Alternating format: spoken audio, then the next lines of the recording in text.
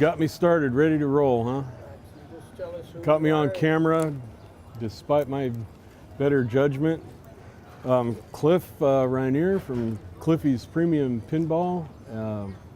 That's my official California business name. I'm an innovator of sorts, I've been told, because I create protection devices or hold guards and ramp guards for pinball machines.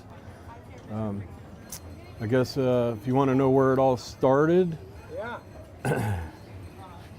from the gaming side or from the protection side, because that's Well, tell us of your little bit background, how you even got involved in games. it started actually as just an extension of my mechanical nature.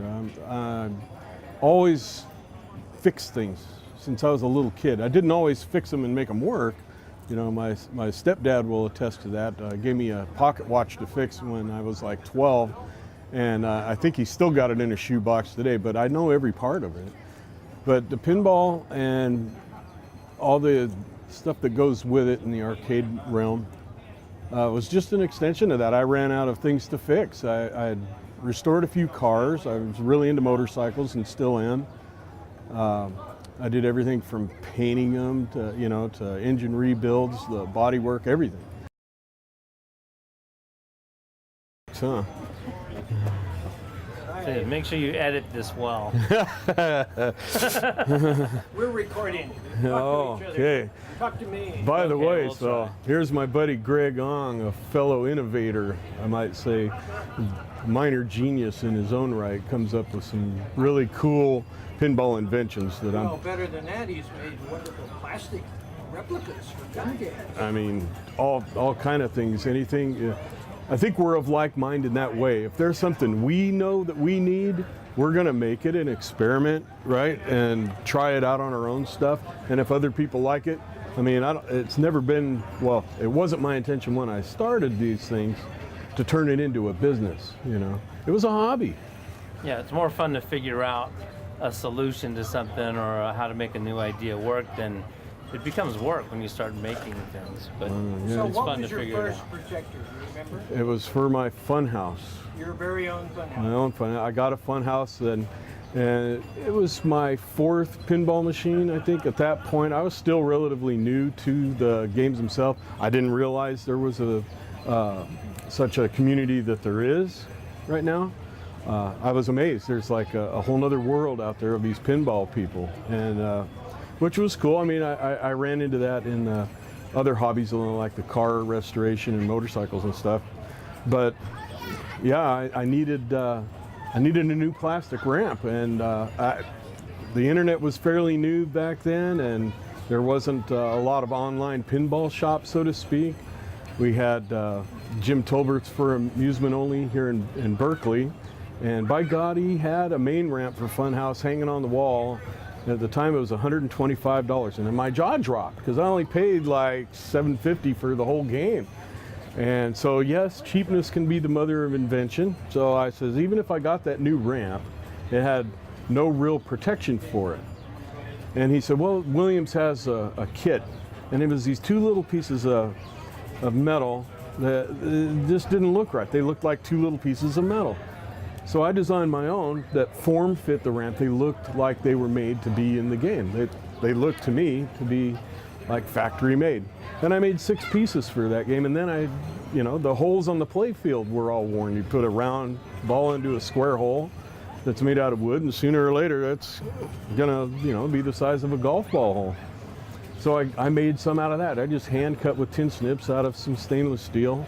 It was relatively thick. I think I was using like 24 gauge at the time, and I hand filed and beveled the edges, and they're still on my game today, believe it or not. I mean, after all these years, I still got the original protectors on my Funhouse. So brought the protectors up to a show because somebody else wanted to see them. They heard about them through word of mouth, and the rest is really history. Pinagogo is where it all started, where we're at right now. Back then, a friend from Arizona was up here, and he wanted them, and he started a trend, and the rest is history. I mean, that was my first ones. So you came up with the ramp protectors and the hull protectors simultaneously? Well, a little bit farther apart than that. You know, I saw what I could do with the ramp protectors, and I wondered what to do with the hole protectors. There was nothing at all for hole protectors at that time, you know, that from the factory. They had add-on ramp protectors, but they were, you know, I don't want to sound mean, but they were kind of chintzy looking, you know, and they certainly didn't feel the need. They were there just to actually plug holes, you know. They weren't preventative. Mine, I wanted to look preventative. Yeah, at the time the games were all blown out. Oh yeah. Now you've got all the new play fields to protect. Right, there was no reproduction play fields. There were no reproduction plastic ramps, you know. So, and again, it was just me wanting to get my game playable because I got tired of the ball getting stuck in the side of the ramp, and you know, I'd have to stop and take everything apart to get the ball out. You know. What was the next game after Funhouse? Boy, you know, I'd have to say my Creature from the Black Lagoon, the snack bar on that. When I saw that, literally did look like a golf ball sized hole in that. And that's when I came up with, even with my 24 gauge relatively thick protectors, they wouldn't last very long because of the damage. So I knew we had to repair the damage in the wood with epoxy, like epoxy putty, to give some support to the protector. Yeah. And then it kind of exploded on you. You started making protectors for dozens of games. Well, well, that's just it. You know, at first it was just for me, and I think I made 4 other Funhouse ramp protector sets that year that people heard about, and they call me up, and I'd send them to them. So I didn't see this coming, right? It was all word of mouth. It was all word of mouth, yeah. and then it got to be requests for different games, not just the ones I was making. Hey, could you make them for Attack from Mars, Monster Bash? Could you make it for this, for that?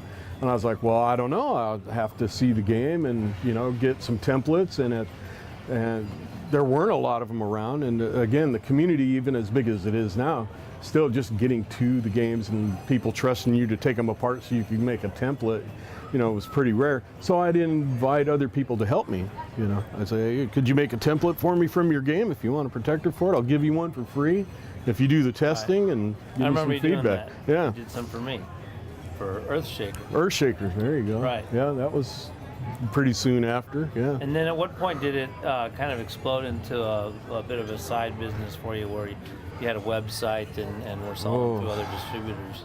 Yeah.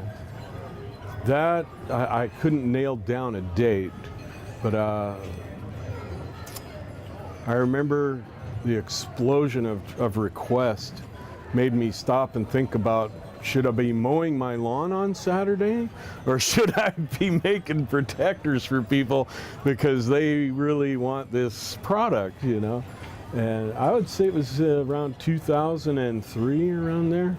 And yeah, so then I said, I better put a web page up just so I can put some pictures of this stuff so I don't keep having to take them and email them to people, right? Just so I taught myself how to make a web page using Microsoft Front Page at the time, you know?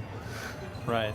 And then Pinbits became a big distributor for you, right? Pinbits, my very good friends, very close friends, they're also in the Bay Area, and they also have their own innovative products. Oh my gosh, they're always coming up with some of the most creative stuff. It's amazing. Yeah, Martin Reynolds in particular, he really helped me out and get away from cutting these things by hand with tin snips. That was my next question for you, because your current product is the spring steel, super thin, the hyper thin, yeah. So when did that come about? That came about with Martin, I would say in 2006. He came along and he says, well, you should be having these laser cut. You're just making too many. I mean, it was taking all weekend to make like 6 sets of Funhouse ramp protectors and 2 or 3 creatures, you know, and because just the labor involved. And I says, well, how am I going to do that? I wouldn't know the first thing. Well, all you got to have is a drawing first, and you know, a CAD drawing. So I taught myself with his help TurboCAD, you know, and just enough to get by, enough to be dangerous, and God forbid if anybody wanted to hire me to do CAD work, because all I could do is 2-dimensional stuff. Right, but your current product it's much improved. It's thank you very much. To make them with, well, I get more consistency. Yeah, that's the they're key. Exactly the same. Right. They have from my own experience, I went from your original ones on my Funhouse to the laser cut spring steel, and they have zero effect on the gameplay, and they still protect just as well as before. Absolutely. I'm using a spring-rated stainless. It's much thinner than my original stuff, and it does hold its shape very well, and it looks nice too. Yeah, and it allows you to keep up with demand a little better. A little bit better, yeah. So how is current demand? Are you keeping up, and is it as big as ever, or keeps on growing, or what was it like now? Fortunately for you and me, because we now have turned this from a hobby into a kind of a side business, the pinball as a whole has grown.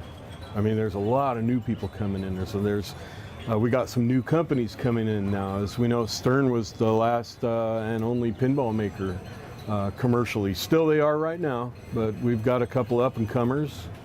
So it's gone leaps and bounds for me though. Now I've got distribution around the world. Australia, Germany, England, Norway, Canada, and several across the United States. So in short, although I've already made it too long, it's crazy. I mean, I'm barely keeping up. I've got several children of my own that I wish I could impart my mechanical creativity into to give me a hand, but they're just more interested in learning how to drive and finishing up their school and stuff. Right. Yeah.